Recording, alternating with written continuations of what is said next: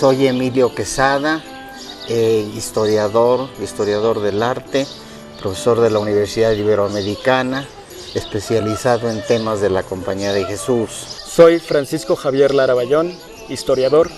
Estamos en la Hacienda de Arroyo Zarco, municipio de Aculco, Estado de México. Soy Miguel León Portilla. Soy investigador emérito de la Universidad Nacional Autónoma de México. Estamos en la sede principal. Soy Carmen Boone, me he dedicado a la historia de la Compañía de Jesús, de las misiones del noroeste especialmente. Mi nombre es Arturo Córdoba Durana. Estoy desempeñándome actualmente como cronista del municipio de Libres, Puebla. Mi nombre es Manuel Salazar Riverol. Trabajo en la Secretaría de Turismo.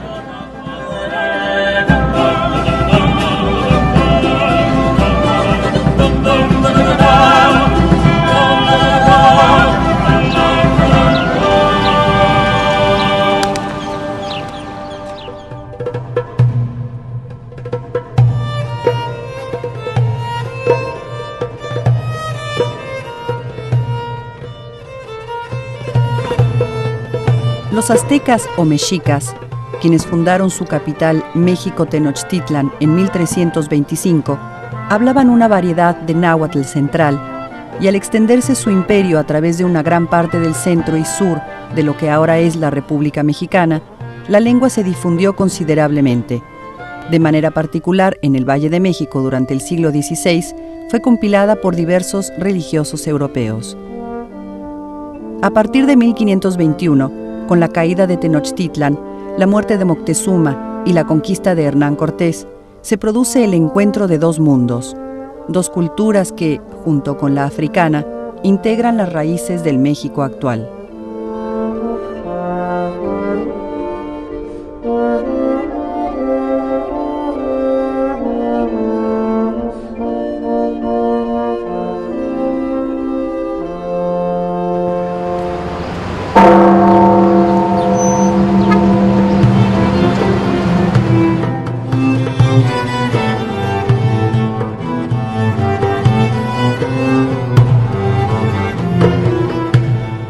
En el año 1531, 10 años después de la conquista de México, suceden dos momentos que merecen destacarse.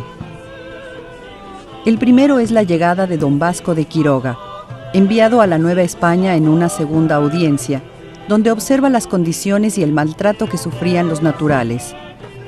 Propone entonces al Consejo de Indias la creación de pueblos indígenas dentro de una convivencia humana y cristiana. Inspirado en el modelo de comunidad hospitalaria de la Utopía de Tomás Moro, y así funda el Hospital Pueblo para Indígenas.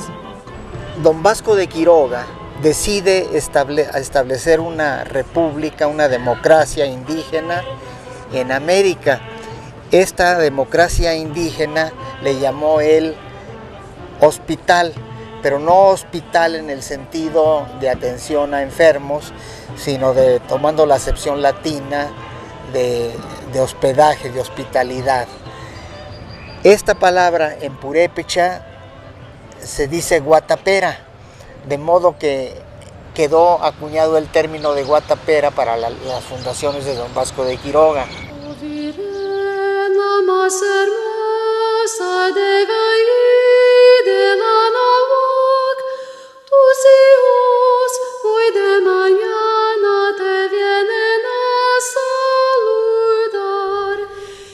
El segundo suceso es la aparición de la Virgen de Guadalupe. Un relato textual dice: un sábado de 1531, a principios de diciembre, un indio llamado Juan Diego iba muy de madrugada del pueblo en que residía a la Ciudad de México a clase de catecismo y a la Santa Misa. Al llegar junto al cerro llamado Tepeyac, amanecía y escuchó que le llamaban de arriba del cerro diciendo: Juanito, Juan Dieguito. Comienza así una etapa de evangelización profunda a partir de la aparición de la Virgen de Guadalupe, patrona de América, que se presenta como mujer nativa y les enseña que el regalo de la fe es para todos sin distinción.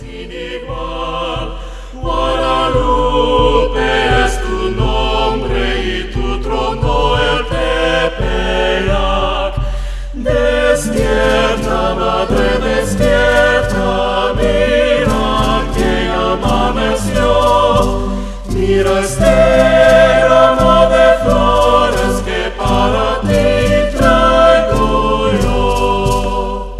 9 años más tarde, en 1540, el Papa Paulo III aprueba en Roma la creación de una nueva orden religiosa, fundada por Ignacio de Loyola, la Compañía de Jesús.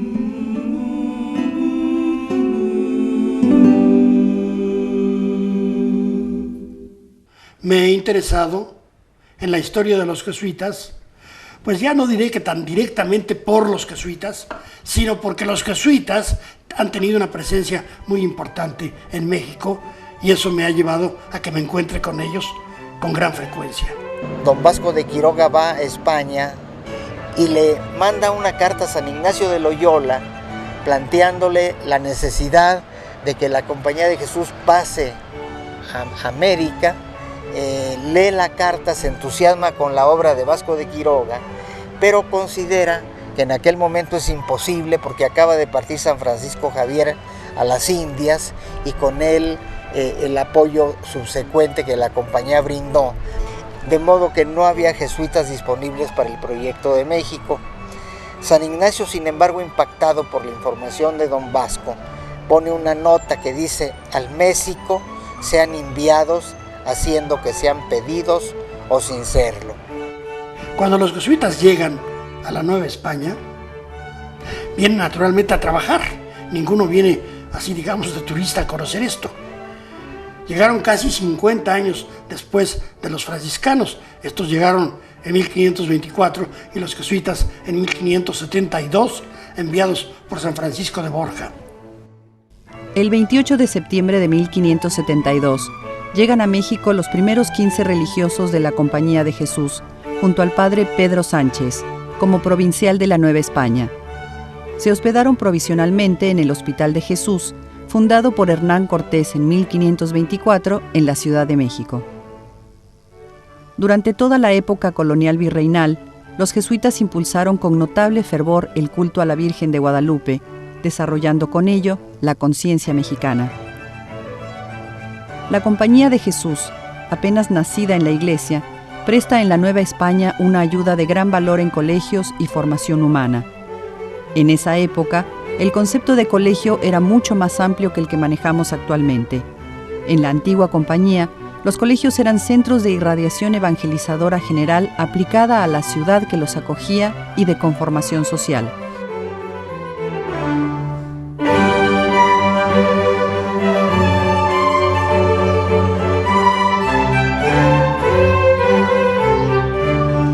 La provincia jesuítica mexicana llegó a contar con 122 haciendas y su finalidad principal era sostener económicamente sus colegios.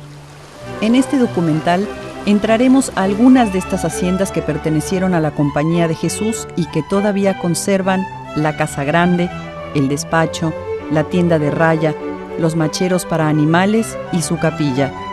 Son una parte muy importante del patrimonio cultural mexicano. Las haciendas jesuíticas en la Nueva España, México.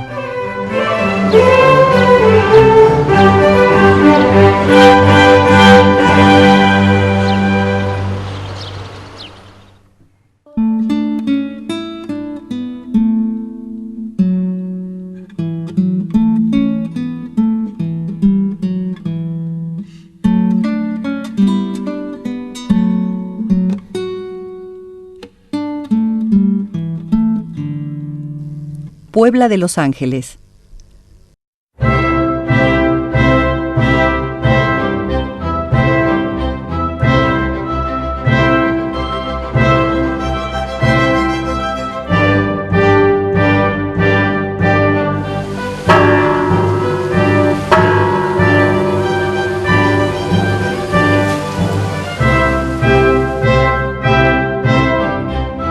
Nos encontramos aquí en este palacio que desde que se funda la ciudad hace 479 años, que se fundó el año de 1531.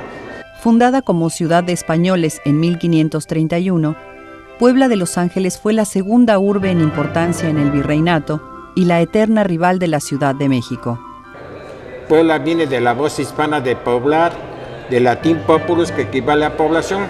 Y antes de que se fundara la ciudad, la reina gobernadora de España, Isabel de Portugal, le puso Ciudad de Los Ángeles.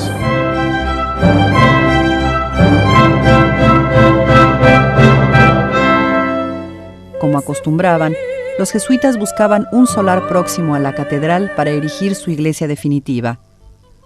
Se establecieron en Puebla en 1578 con el Colegio del Espíritu Santo y más tarde con la construcción de la iglesia de la Compañía en el año 1600.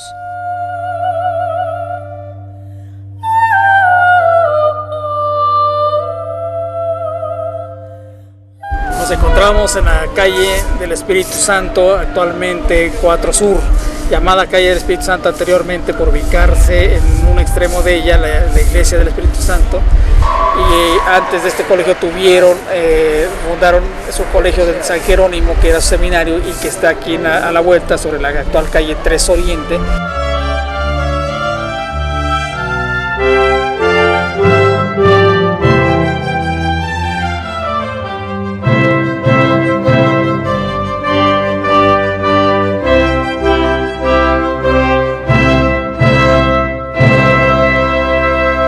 Ah, no, Puebla es el relicario de América. Eso es Puebla.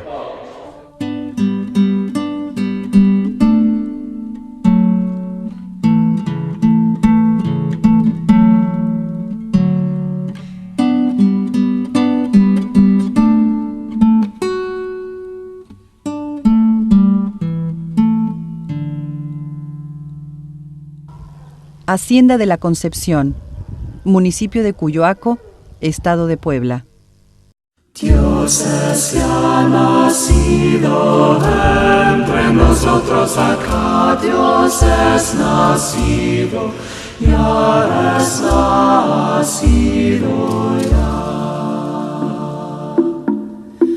Dios de Israel que jamás... Estamos ubicados en la Hacienda La Concepción, ubicada en el municipio de Cuyoaco, Estado de Puebla, México. Mi nombre es Isaac Sánchez Pozos, administrador de la hacienda. Sí, esta era una hacienda jesuita. Dios es ya nacido entre nosotros acá, Dios es nacido, ya es nacido ya.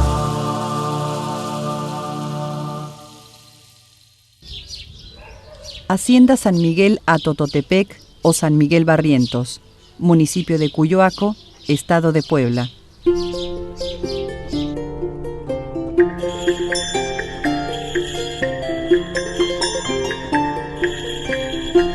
Toda esta región donde se van a ubicar todas estas haciendas de la zona de Libres, Cuyoaco, Tepeyahualco, estuvo ocupada por otros etnias de acá, que en un principio fueron otomís.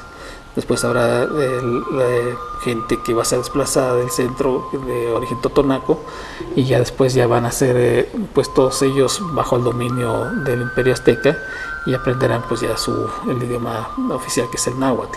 En toda esta zona que era una zona sagrada, y todos estos llanos serán divididos. Primero las encomiendas a los encomenderos, después habrá estancias, que son los antecedentes de las haciendas, y ya se irán dividiendo el terreno en el surgimiento de todas las haciendas productoras, respetando también algunas comunidades indígenas que tendrán ellos también sus tierras comunales para poder sostenerse.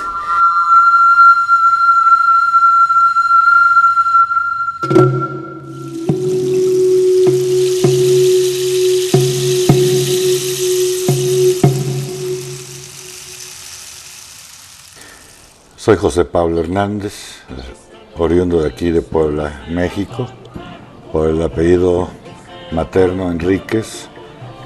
Tenemos contacto con expropiedades de la Compañía de Jesús. La hacienda de San Miguel Barrientos, base de la Compañía de Jesús, desde principios del siglo XVII, cuando le es vendida por un particular de apellido Polanco. Es una de las 5 haciendas que tenía la Compañía de Jesús en la época novohispana, junto con la hacienda de La Concepción, que también pertenece al actual municipio de Coyoaco.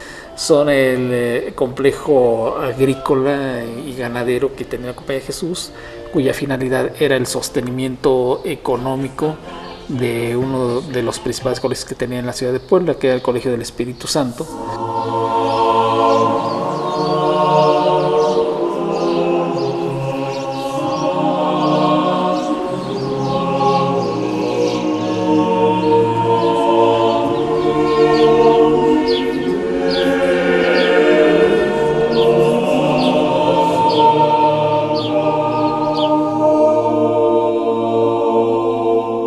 Nos encontramos en la iglesia de San Miguel Barrientos, la hacienda.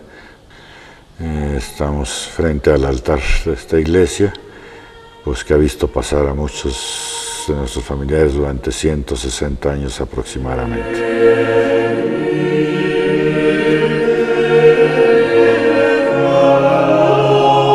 Es una capilla muy hermosa que podemos observarla y que pues hay que preservarla como parte patrimonial de aquí de la hacienda de San Miguel Barrientos. La capilla es grande, actualmente tiene culto y le da servicio a los trabajadores de aquí de la hacienda. Y como que podemos observar por la arquitectura de la misma, el grosor de las paredes, es una capilla muy antigua. Una capilla que corresponde seguramente al principio del siglo XVII o final del siglo XVI.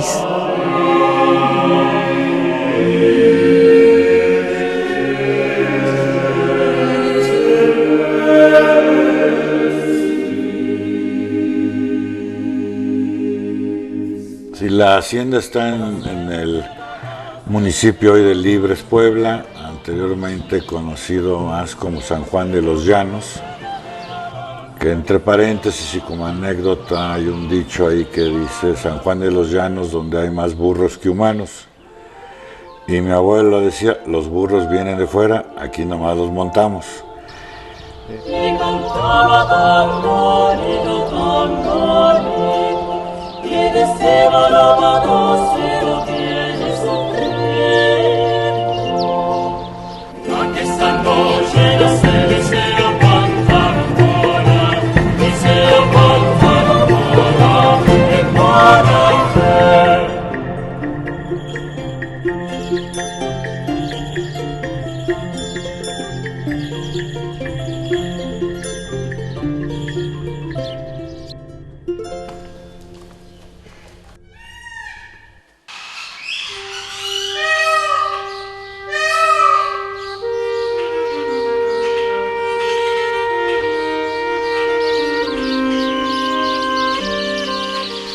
Hacienda de San José de Ozumba, Estado de Puebla.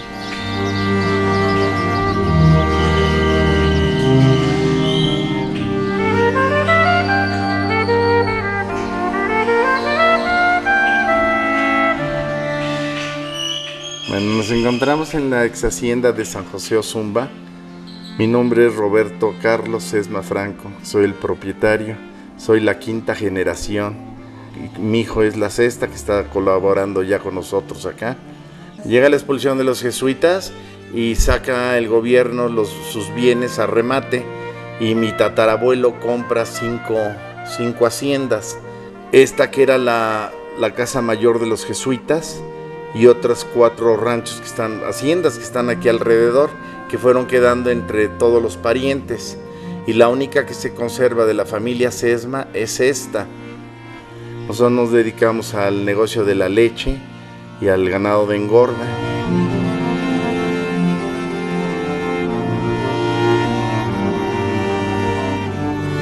Este es un despacho que lo usaban para llevar toda la contabilidad y le llamaron después que eran las famosas tiendas de raya. En esta rayaban, aquí les pagaban el dinero. Luego abrían esta otra y por ahí cobraban todo lo que se les daba en la semana a los peones, que se les daba maíz, leche, ropa, porque todo lo tenían borregos, y la lana, aquí había telares y les tejían zarapes y ropa para ellos, entonces todo se les daba fiado, y a fin de semana, después de rayarles, les cobraban. Entonces el dinero prácticamente, no en su totalidad volvía a entrar, pero gran parte regresaba al rancho. Todos los libros los tenemos desde los años de 1548. Entonces tenemos parte guardada allá dentro de la casa y otra parte que tenemos aquí en este despacho, y aquí atrás del despacho también hay otros pocos de libros.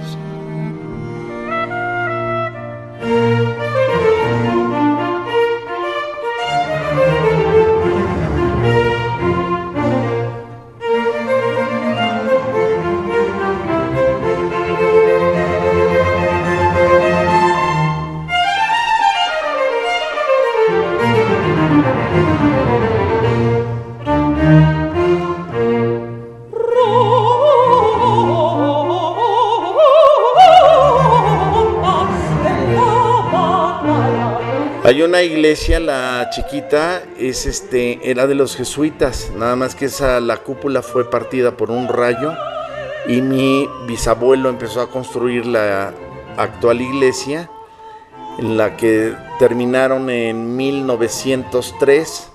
¿Cómo se llama? El Santísimo lo tenemos aquí, que nos los consiguió el señor arzobispo de Puebla. Inclusive ahorita acaba de llegar el padre porque hay misa de 7 de la noche.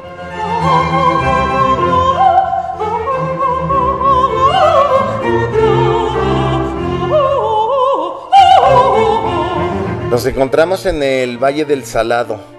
Estamos a 67 kilómetros de la ciudad de Puebla y a unos 34 kilómetros del Pico de Orizaba. Esta zona es muy fría, es lo más bajo. A 2 metros de profundidad está el espejo del agua. Los pavorreales viven aquí en el jardín, en los árboles duermen, y cada vez que oyen un ruido que no conocen ellos, gritan toda la noche y cuidan, sirven, es una especie de auxilio para nosotros, porque cada vez que chillan es que oyeron algún ruido extraño. En lugar de perros son los pavorreales, porque los perros duermen aquí en este despacho, abajo en sus camas, y no se despiertan para nada.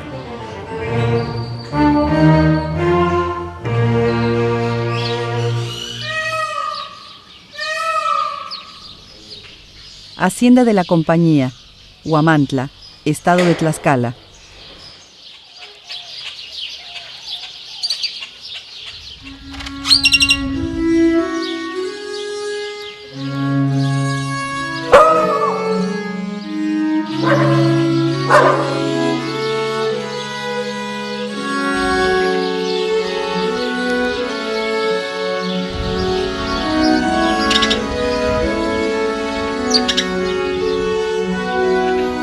Uno de los primeros hombres que apoyó económicamente la labor de la Compañía de Jesús en la Nueva España fue Alonso de Villaseca. Tiene el apoyo de Alonso de Villaseca, un hombre muy rico en la Nueva España, quien también aconsejó a los jesuitas la inversión en haciendas a medio construir. Deciden cultivar la tierra y la ganadería y dar espacio a una nueva actividad que pudiera sostener tanto las misiones infieles, que eran las misiones hacia el norte, como los propios colegios de la Compañía de Jesús. Este sistema fue las haciendas. Implementaron un detallado y cuidadoso sistema de registro con el fin de evitar pérdidas. Y gracias al trabajo responsable de los coadjutores formados, especializados en administración de haciendas, los resultados fueron auspiciosos. Hubo todo un sistema hacendario que sacó adelante la situación económica de la provincia mexicana. Generalmente los hermanos coadjutores fueron los encargados de administrar las haciendas, y había un administrador general, hubo uno famosísimo, el padre Joaquín de Donazar, y que constituyó un sistema de haciendas con todas las derechos establecidos en cuanto al agua, en cuanto a los caminos, en cuanto a los productos que se debían de sembrar.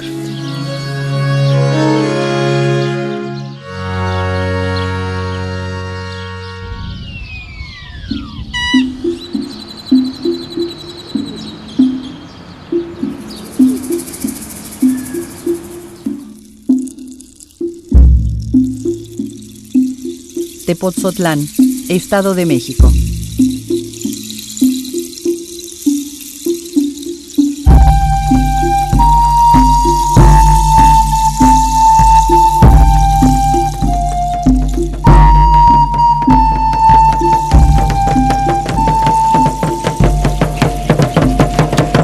Los primeros pobladores de la zona fueron los otomíes.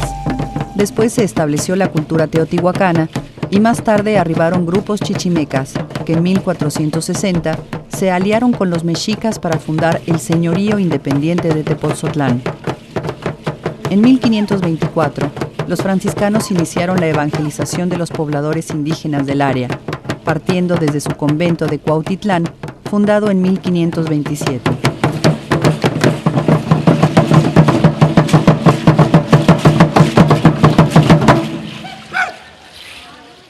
Y ahorita nos encontramos en el atrio de los Olivos, que está al frente de la iglesia parroquial de Tepoztlán. En 1580, los jesuitas continuaron con la labor de los franciscanos y 2 años más tarde empezaron a construir el primero de 3 colegios que darían fama a Tepoztlán. Comenzaron con el Colegio de Lenguas Indígenas para los jesuitas, después el Colegio de San Martín para la enseñanza de niños hijos de caciques, y el tercero fue el noviciado de la Compañía de Jesús, cuyo propósito era la formación de novicios. Encuentran aquí una pequeña capilla, no sabemos exactamente si su ubicación haya sido en el preciso lugar donde está ahora la parroquia, pero de todas maneras en esta área de esta loma que ocupa el noviciado. Y hasta la fecha la parroquia de Tepoztlán es San Pedro de Tepoztlán. En 1585, los profesores habían compuesto un vocabulario trilingüe en castellano, náhuatl y otomí. Cualquier lengua, cuando no tiene determinados fonemas o determinadas características, para el que viene de fuera es el escollo terrible toparse con esas características. La lengua náhuatl es una lengua relativamente asequible, claro, con todas las problemáticas de una lengua totalmente diferente, pero asequible en cuanto a que sus fonemas no son muy complicados. Hubo un fonema que sí a los españoles les costaba un trabajo horrible y les sigue costando. No pueden decir Atlántico, es Atlántico, ¿verdad? Bueno, pues aquí el náhuatl abunda en Tlanepantla, Tlatelolco, todo tiene tl. Entonces yo me imagino que ahí naufragaban todos, ¿no? Ya en el siglo XVIII, Tepoztlán era uno de los centros educativos más importantes de la Nueva España, con sus haciendas y ranchos. Esta fundación, para hacerla posible, era necesario establecerle su economía en el sistema de haciendas que los jesuitas venían estableciendo paulatinamente. La hacienda de la Concepción y todas las que rodeaban al colegio de Tepoztlán eran haciendas que contribuían al sostenimiento del noviciado. La Hacienda de la Concepción, ubicada en el municipio de Tepoztlán, Estado de México, fue fundada por la Orden de los Jesuitas y construida durante el siglo XVIII. Su producción se destinaba en parte para el consumo en el Colegio Jesuita de San Francisco Javier en Tepoztlán, para otros colegios de la Orden y habitantes de la Ciudad de México. Es en el año de 1745 cuando se termina la capilla que contiene un retablo barroco, presumiblemente realizado por los mismos artífices que trabajaron los retablos del templo de San Francisco Javier en Tepoztlán. El altar barroco maravilloso de Tepoztlán, toda la construcción, se conserva también, que hoy día es la sede del Museo del Virreinato. La fachada es grandiosa. Es decir, Tepoztlán es un lugar de atracción permanente, es un centro de cultura. Para los jesuitas debe ser un regocijo pensar que su gran obra sigue dedicado a la cultura y sigue dedicado a una cultura que fue la de su tiempo en la primera compañía, el Virreinato.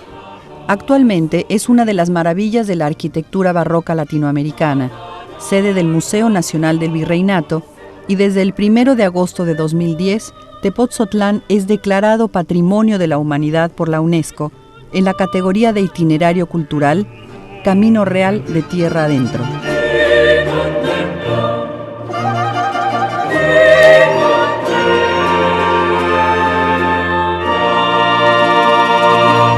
Para esto, en el siglo XVIII se va a hacer el acueducto del sitio, el acueducto que se considera el más grande, el más profundo del mundo, o por lo menos hay versión de esto, con 66 metros de profundidad y 4 niveles de arcadas, que quedó inconcluso a la expulsión de la compañía. Arcos del Sitio o Acueducto de Jalpa. El acueducto llamado Arcos del Sitio está ubicado a 22 kilómetros de Tepoztlán, en dirección a Villa del Carbón. Su historia se remonta a principios del siglo XVIII, cuando los jesuitas de Tepoztlán planearon la obra que tenía como objetivo convertir las tierras de temporal de algunas de sus haciendas en tierras de riego. Proyectada por el hermano coadjutor Pedro Beristain y aprovechando el declive topográfico formado por 4 hileras de arcos superpuestos, consta de 43 arcos y tiene una longitud de 438 metros. Su altura en la parte más profunda alcanza los 66 metros. En 3 años, su construcción estaba casi terminada, pero quedó interrumpida por la expulsión de los jesuitas en 1767. Tiempo después, en 1854, Manuel Romero de Terreros, propietario de las haciendas, concluyó la arquería.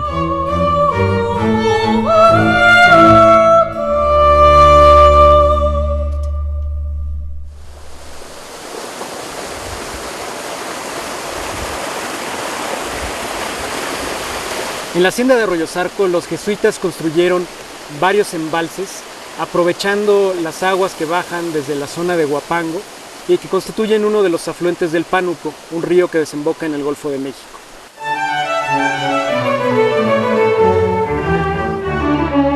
Hacienda de Arroyosarco, municipio de Aculco, Camino Real de Tierra Adentro.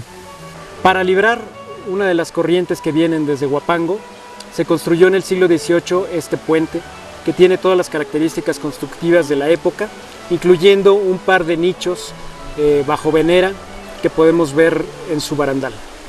Esta zona era el límite más septentrional del Imperio Azteca, así que fue también la primera frontera norte de la Nueva España.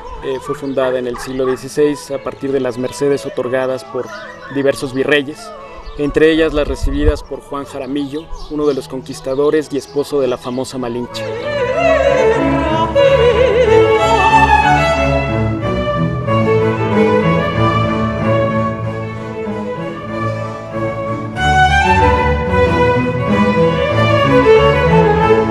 Aquí podemos ver los vestigios de la casa principal de Arroyosarco en los tiempos jesuitas. Este edificio se halla actualmente en ruinas. Está construido en piedra de tezontle, piedra volcánica característica de las construcciones de la Ciudad de México, y este es un punto muy interesante porque la hacienda de Arroyosarco, más que pertenecer a la arquitectura local, está emparentada con la arquitectura capitalina. Existe también en el patio principal de este edificio un medallón con el anagrama jesuita que lleva además la fecha de construcción de este gran edificio, 1723. Casi toda la parte que corresponde a los tiempos jesuitas se halla en ruinas, excepto esta capilla, que conserva aún muchos vestigios anteriores al año de la expulsión. Este es el interior de la capilla de la hacienda de Arroyosarco. Como podemos ver, quedan algunos recuerdos de la presencia jesuita en este lugar, como es la serie de cuadros que adornan la nave, una serie ya incompleta, pero que muestra todavía un óleo de pequeño formato de San Francisco Javier con los atributos de peregrino como son la concha y el báculo.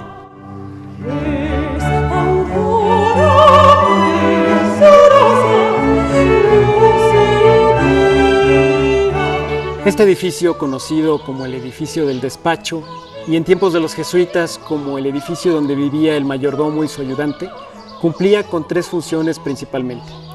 Una de ellas era la defensiva, que es perceptible en los garitones que coronan sus azoteas. Otra era la de almacenamiento. Está formado por grandes trojes donde se guardaban todo el abastecimiento que se llevaba a la Baja California. Su tercera función era la de trabajo. Frente a este edificio se encontraba la era en la que era trillado el trigo que también producía esta hacienda, y con estas tres funciones permaneció prácticamente hasta principios del siglo XX. Esta puerta tapiada debió ser el acceso principal al edificio.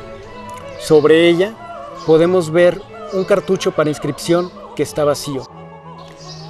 Al comparar lo que subsiste de este edificio con los planos levantados en 1768, un año después de la expulsión de los jesuitas, podemos ver que se conserva prácticamente íntegro. De aquellos tiempos, el único ornamento que subsiste en la fachada es una cruz con una estrella de 8 puntas bajo ella. Estamos en la hacienda de Arroyo Zarco, que fue una hacienda importantísima, como nos platicó Javier Lara, en donde se establece por primera vez el cultivo de la alfalfa en México. En fin, con todo lo que contaba la hacienda de Arroyo Zarco, a fines del siglo XVIII fue considerada como la mejor hacienda del reino y la llave de la tierra adentro, como era conocida toda la extensión septentrional de la Nueva España.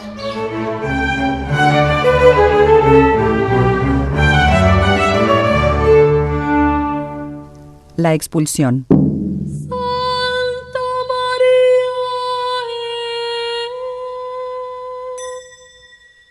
El 25 de junio de 1767 se abrieron las cartas que decretaban esta expulsión, y los jesuitas de Arroyo Zarco tuvieron que hacer entrega de la hacienda unos pocos días después. En la madrugada del 25 de junio de 1767, en la Casa Profesa y en todos los colegios de la Nueva España, se presentaron las Fuerzas Armadas con el delegado del virrey, que notificó que por orden del rey Carlos III, todos los jesuitas quedaban desde ese momento incomunicados y tendrían que dirigirse caminando al puerto de Veracruz. El provincial de los jesuitas se encontraba en la ciudad de Querétaro, a unos kilómetros de aquí. Pasó por Arroyo Zarco una última vez antes de llegar a la Ciudad de México, ser enviado a Veracruz y después expulsado de la Nueva España. El edicto textual decía: estimulado de gravísimas causas y por otras razones urgentes, justas y necesarias, que reservo en mi real ánimo. Al pasar por esta hacienda, donde estaban las bodegas que almacenaban todo el avituallamiento que se enviaba a las misiones de California, el comandante de la partida militar que los conducía presos, viendo que solamente contaban con la ropa que llevaban puesta y algunas otras pocas cosas como sus breviarios, les dijo que tomaran de las bodegas todo lo que les hiciera falta. Pero el padre provincial no lo permitió. Dijo que no podía tocar de ningún modo los bienes que pertenecían a las misiones de California. Sin ninguna acusación concreta, los jesuitas son expulsados de todos los dominios españoles en América y Filipinas.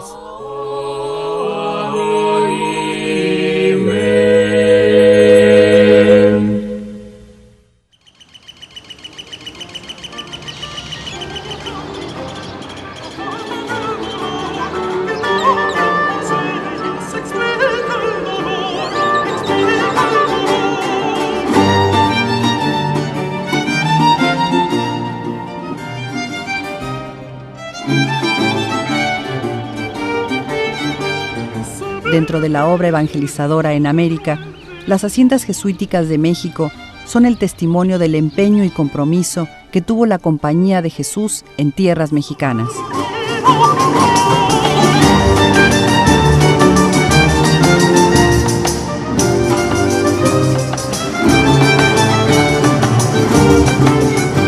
Los jesuitas fueron innovadores en la explotación de sus haciendas y propiedades en la América hispánica.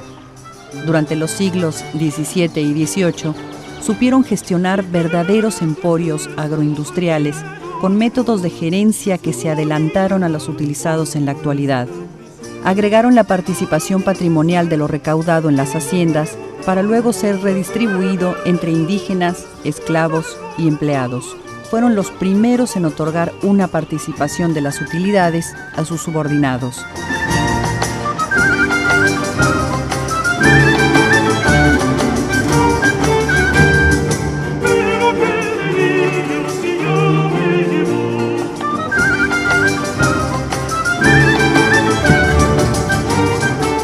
Dentro de la obra evangelizadora en América, las haciendas jesuíticas de México son el testimonio del empeño y compromiso que tuvo la Compañía de Jesús en tierras mexicanas.